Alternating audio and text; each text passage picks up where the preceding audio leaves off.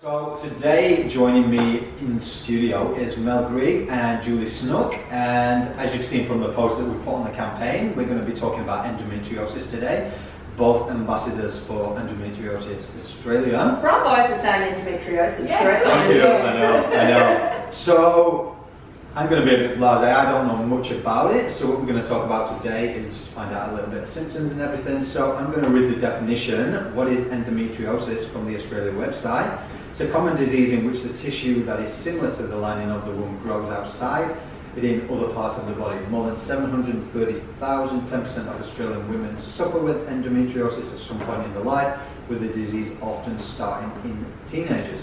Yeah. Sounds good, doesn't it? It does. It's hard to visualise though when you hear the definition. So I normally say it actually is a condition that causes a crap load of pain. Right. You've got big balls and little balls growing on things and sticking together, and it's just a disaster zone in there. I like to think of it as a web. Right. It's like a web that can spread over the internal organs, and it's a nasty, awful black web that can just wrap itself around everything internally. So if you're wondering a visual, it's something in between those two. I mean, there's ways of describing the pain that a lot of endo sufferers use as well, like barbed wire being ripped through your reproductive system, a knife into your stomach. Yeah. So at what age did you get diagnosed, or did you go through many years suffering without knowing what actually it was? Because it's a silent illness, isn't it? I have been doing the research on it and looking into it. So well, it does take 7 to 12 years to diagnose. So I was 16 when I started having pain, and back then, not that I'm old, but they didn't know what it was. They had no idea. Yeah, exactly. I think as a teenager, I always had quite severe pain and didn't understand, presumed it was normal. So I was diagnosed when I was about 19. And at the time I was living in regional New South Wales, and it was just backwards and forwards to doctors all the time, just trying to convince them that something wasn't right. And it's no, I'm not being a hypochondriac, no, you're not crazy, I'm not crazy, no, it's not IBS, no, I'm not pregnant. It's all these different things that you're trying to justify. And then finally I heard the word endometriosis, which I did not have a clue what it was. I'd never heard of it before, and neither had anyone in my world. Well, my mum had it, but she was told it was chocolate cysts back then, so she had no idea what endometriosis was, even though she had it, and that it can be genetically passed on to your daughters. So, I mean, that's why you think, what was that, 15 years ago? 15 years and where we've come now, we've still got a long way to go. We still have no cure. It's affecting 1 in 10 women, and you know, I would absolutely put that ratio higher than 1 in 10. It's just that it takes so long to diagnose. So I think in the last, I would say 5 or so years, probably even less, it started to gain more momentum with organisations like Endometriosis Australia. People are starting to talk about it more, and other people coming on board, I suppose such as us, to talk about it. It's becoming much more common, and I can't tell you, since we did the shoot, how many people have reached out to me, people that I have known for 10 years. Called me up and said, I had no idea. My partner actually suffers from this. I've just learnt about it. She's just gone through surgery. I'm so sorry that I didn't know. And I've had a lot of men approach me too. That's so good. Which is fantastic. And I mean, I've always had wonderful support, male support, and family and friends. But I've had colleagues stop me and say, hey, I'm really sorry to hear. But I think what you're doing is really good, and I think we should keep talking about it. It's something we need to keep talking about. So it's been quite amazing. See, that's incredible though, but for some women, they don't get the same response from men. So I remember I was working in a big media job, and my male boss said, just go take a Panadol, you'll be fine. I've had not 1, but 2 guys ask me if they can catch my endometriosis, like it's some kind of STI. So would you take it out of me? Totally. You're welcome to have it. So there's still a lot of education, but hearing guys start the conversation is such a big thing, because I'm telling you now, every man watching this knows someone with endometriosis, whether it's a work colleague, your mate's girlfriend or sister, you know someone with endo. So if it starts in the early teenage years, what are the signs and symptoms that you guys actually went through yourself? If there's somebody out there watching this going, oh, I might have that and I might go and see a doctor. Well, bad period pain isn't normal. That's the biggest thing. People Right. think that you're meant to have, you're meant to have a little bit of mild discomfort, but pain that makes you curl up in a ball on the floor or makes you miss activities or not be able to go to school is not normal. That is the biggest sign of having endometriosis. Yeah, I remember having quite severe pain and physically sick, being physically sick, blacking out, not being able to move. That's why I think, people are like, oh, it's all in your head, you're being a bit dramatic. And it took so long to get to that stage of actually this is a thing, this is a real condition. Yeah. But you live with it for so long. I had one of my good friends from high school, her mum, apparently her entire adult life had endometriosis but didn't realise because she was from that generation of, just soldier on. Yeah. And she did that, and it wasn't until after she'd had kids and the grandkids were starting to come, I think she eventually ended up having a hysterectomy, and they went in and they said, you are covered, absolutely covered in endometriosis. Wow. And she said, I just always thought that pain was normal. Yeah. And it's not. No, and that's what people need to understand. There's a few other telltale signs as well. I know for me, I had extreme pain during sex. This is an adult podcast, so I'm allowed to talk about sex because it's normal. We do it as adults. And for me, I'm like, wow, that's not normal. Why does that hurt so much?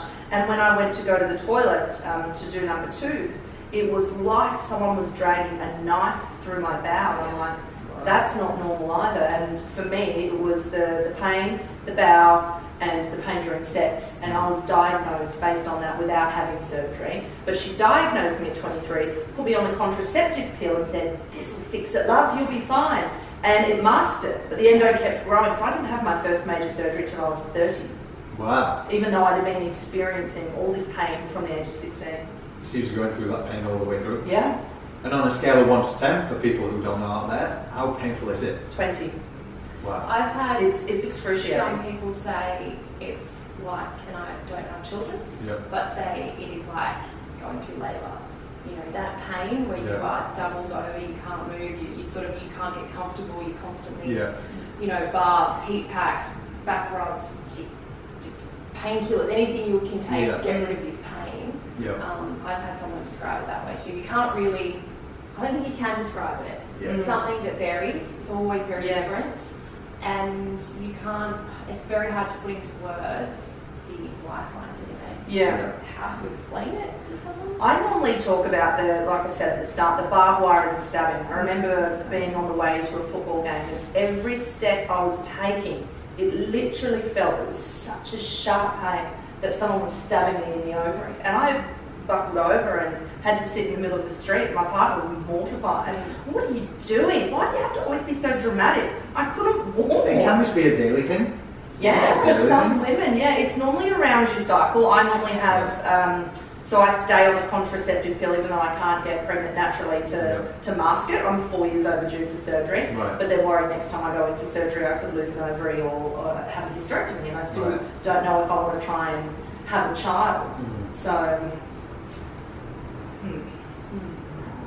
It is a lot to take in when you get to this age. I remember being 19 and 20 and the future Julie didn't seem like it was something to worry about. And you just sort of soldier on and get on with it. And your body can also handle more, I think, when you're younger. And we're not old by any stretch, but we are in our 30s. We're at that stage where, family is something to consider. And the closer you get to that, the enormity of the situation sort of hits you a bit harder. And you don't bounce back like you once used to. I don't bounce back from surgery the way I used to. I don't respond to things as well as I used to. I find emotionally and mentally it's much more draining and there is more to contemplate than what it was 10 years ago. So it affects so much of your life. In friends, family, work. Work is one thing I've noticed in the last few years I've had to really sort of pull back on and there are days you just can't get out of bed, and I'm fairly open with it at work now because I pulled aside a couple of my bosses and said, look, you need to know what's going on.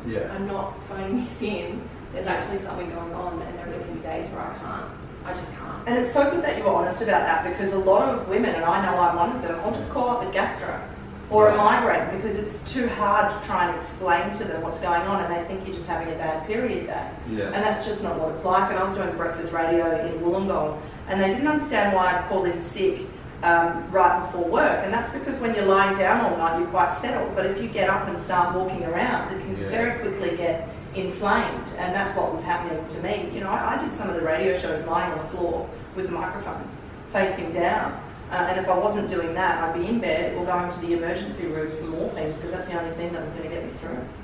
So drawing towards the campaign and it being about mental health, with endometriosis, with it being a silent illness, how much does it affect your mental health?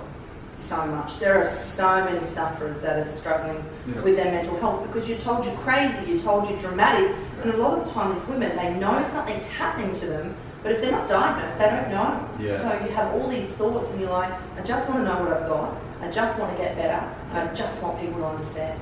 And that's the thing, having people understand, because it's one thing to know you've got it, and it's one thing for your loved ones to know you've got it, but even they don't understand a lot of the time. Partners, I mean, my partner is a saint. He gets me through everything. But it is hard to explain to people, and that's why I'm only talking the last couple of years, been quite open about it at work, in the workplace, because I've had surgeries and I've had significant time off. And I needed to be open so people understood that this is affecting my entire life. I've been away for weekends with friends that I've organised with a great group of friends. I've been so excited, get there and I can't get out of bed. I'm in bed for the entire weekend. I miss the whole thing. You know, family events, just anything social.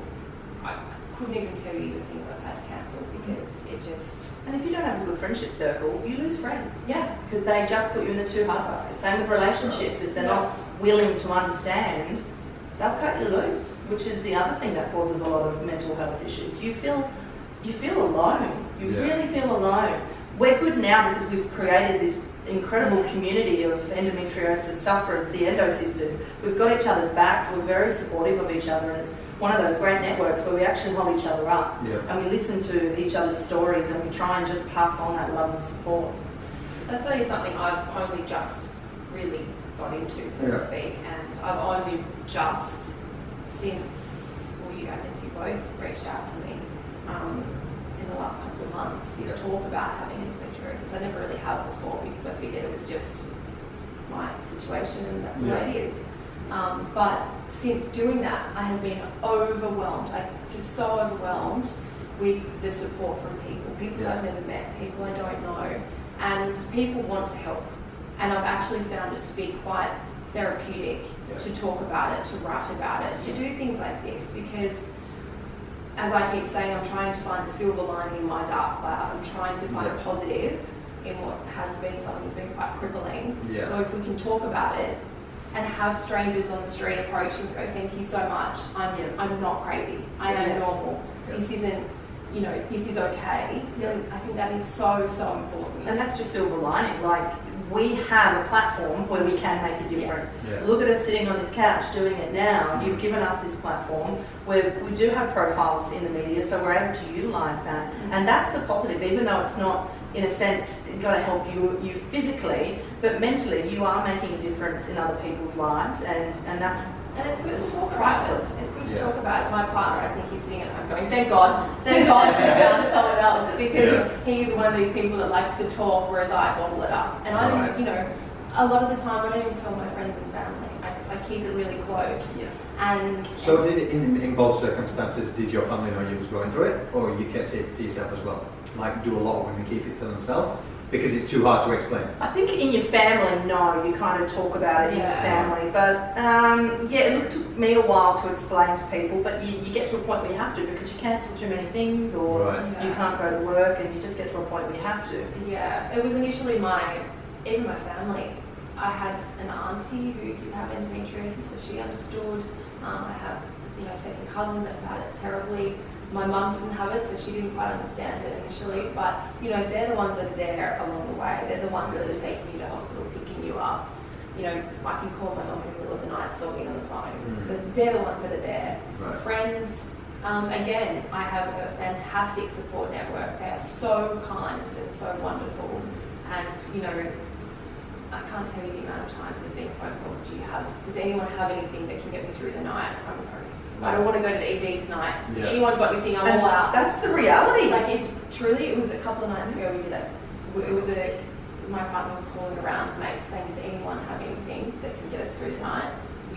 2 weeks ago we're in the eating, we don't want to go back, just to get us through. And people rally. It's quite amazing. See, and that's incredible you've got that support network, because some women go to the emergency department and you ask for morphine and they just think you're a junkie. They can't see your illness. The amount of times women have said, they make me feel like a junkie when I go to the emergency department. And even Sophie Monk, when she shared her story, she was calling an ambulance once a month and they couldn't work out what was wrong with her, and they started to go, what's going on here? And she was so embarrassed by it. She had no idea she had endometriosis either. Yeah. So all she knew was she was in that much pain she had to go to hospital. So she got diagnosed later in life as well? Yeah, just 3 months ago. Yeah. Wow. So it's this real battle in your mind, because you question what is normal, and you question what's right, and you question, am I actually, and the amount of times I've actually said, is this in my head? Is this in my head? Am I going crazy? Because you can't believe that it's happening again. You can't believe that you're going through it again. You feel like a broken record. So mentally, it's draining.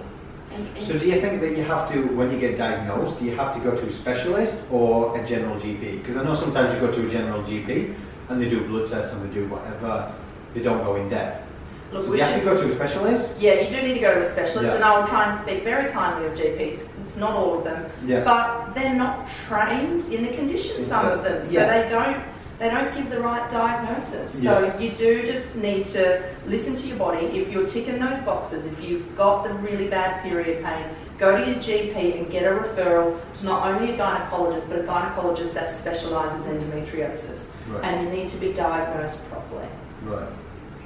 And as a partner or as a family member, what is the best thing or the most support that we can do or understand? To be kind. What would you say? Because you've got a partner, or when you've been through partners?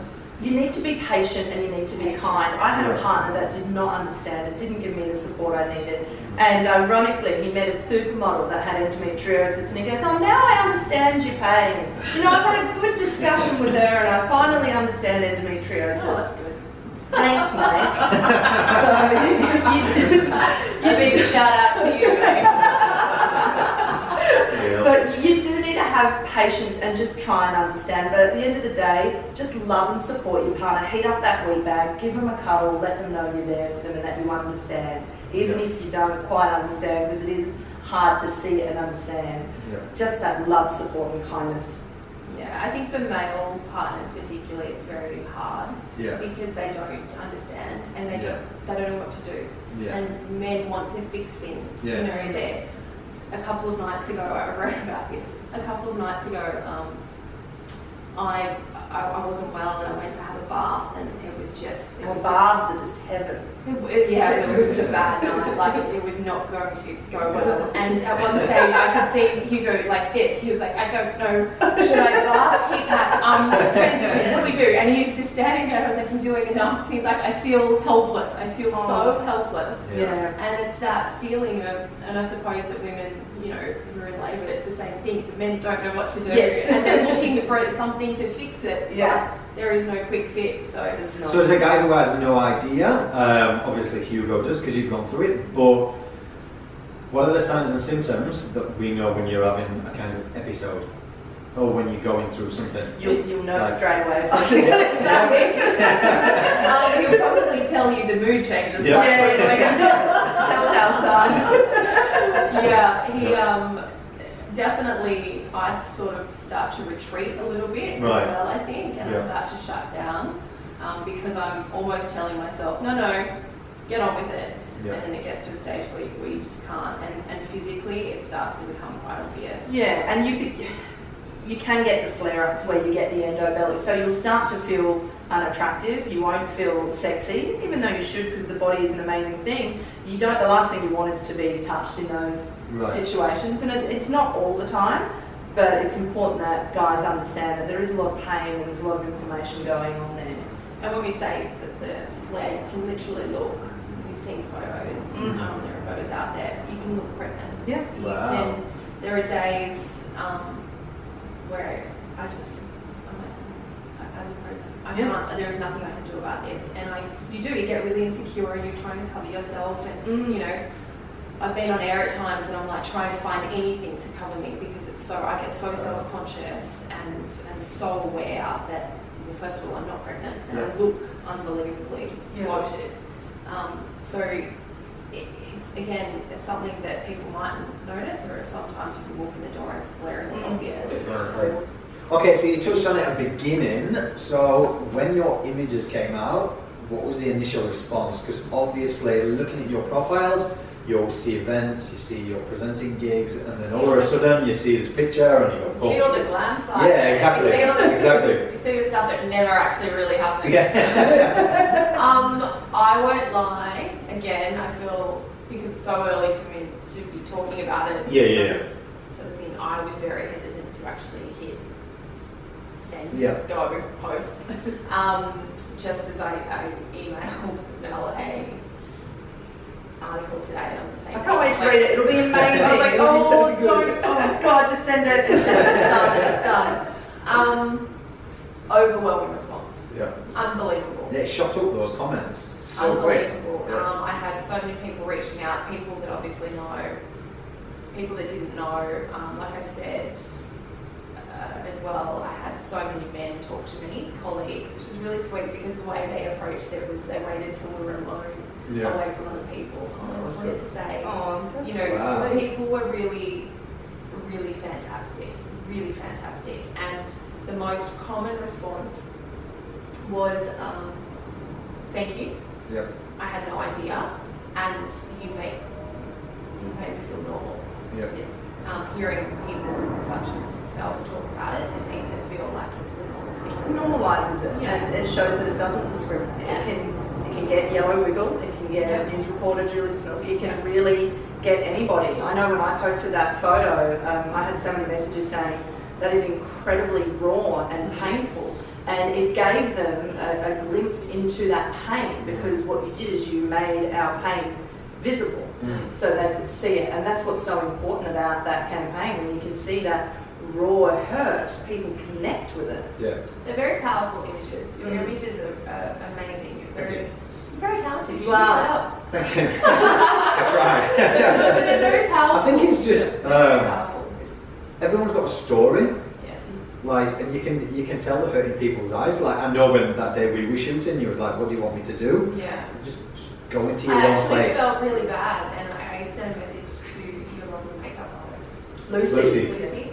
I actually apologised. No, it's not if I apologised to you, which I'll do now. I apologised because I felt really flat, and I was really really off that day, and I thought, oh God, this is not a good. That's the whole point, though, isn't it? I know, but it was just ironically, I turned up, and even trying, I wasn't even fooling myself. I thought, they're going to think I'm so rude and I'm so boring, which is not typically how I'm like. Yeah. And it was just one of those days. I just felt awful. Yeah. And even what I was wearing a really baggy shirt, and I was just trying to hide everything. And then I looked at that image and I thought, well, you've pretty much summarised all of it in one shot. And most people have responded and said how powerful it was. See, it's interesting to see how you thought about that. You were so worried because when you normally take a photo, you're looking for perfection. You think you have to feel good and look good. And this campaign is the exact opposite, and the way you were feeling is the way that you should have been on camera instead of trying to feel you needed to be because that's not the reality of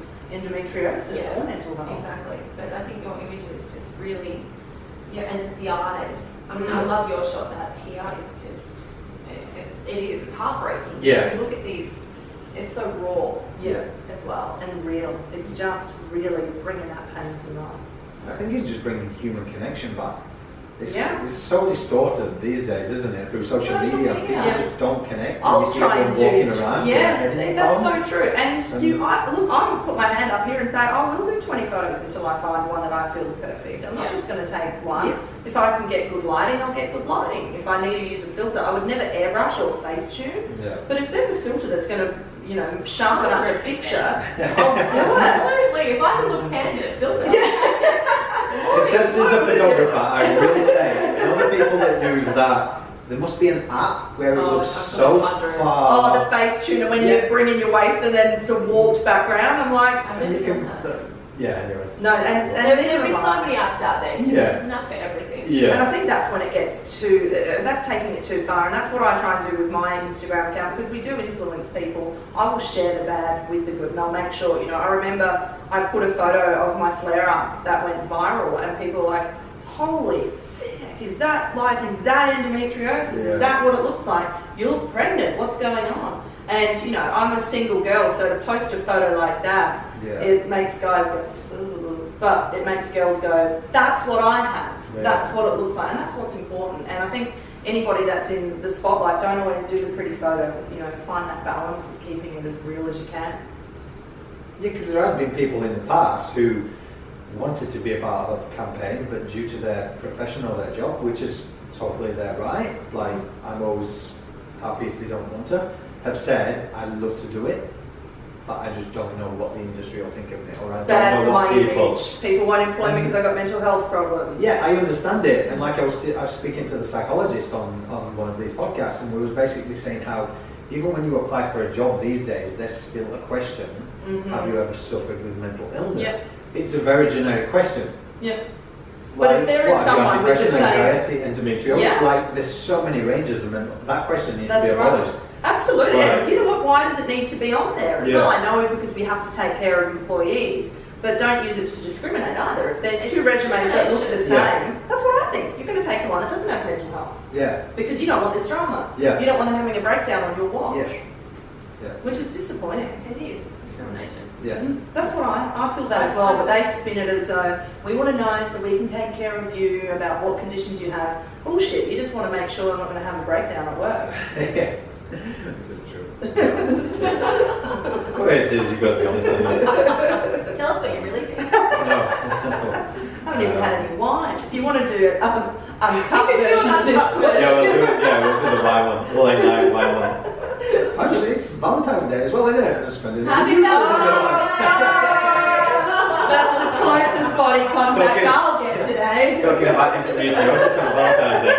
Nothing more romantic. So as a husband or a partner on Valentine's Day, what can we get you? Learn education on endometriosis. Yes, yeah. No, flowers are always good. I mean, I don't have a partner, so I'm expecting nothing. I think it is just such commercial BS, but still. Still, you just love flowers still, don't you? Everyone loves flowers. Yeah, yeah.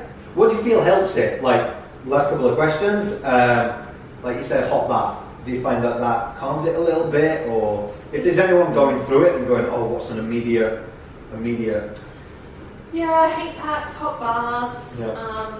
painkillers are always good. This is a little bit controversial. You can put your legs up. Could you lift my legs over? Thank you. If you sit like this can help. Really? Yeah. Oh, wow. No, it can. But your head's like not hanging low. But Have you tried that with knees up, Julie? You're like looking, going, it's real. Putting your knees up, it takes the pressure off. Because when you're lying down, Makes you sense. stretch out Yeah, your right. reproductive system. If you Yeah, see, put it like this, it can help. I kneel a lot. Someone get me up. Can you see my weave? Now you're on your own, sister. What did you do on Valentine's Day? Oh, at least I got bent on a couch. And someone That would be good if, I don't mean to sound mean, but if you fell off then home from these videos. Hey, whatever it takes to make endometriosis viral, I'll do it. So we'll wrap up there, taking enough of your time. I want to thank you both for coming on and talking about endometriosis. Anything you want to say to anyone who's listening to this? Or?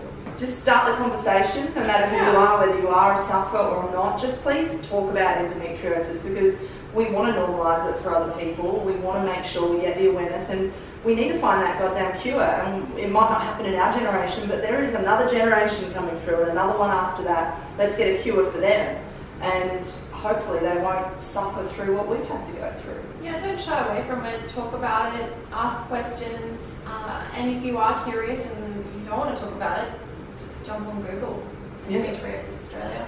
Yeah. Has a fantastic website that gives you some insight into what it all is and how it all works. And this is nothing to shy away from. It's affecting 1 in 10 women, if not more, probably more. Yeah. So, just be supportive and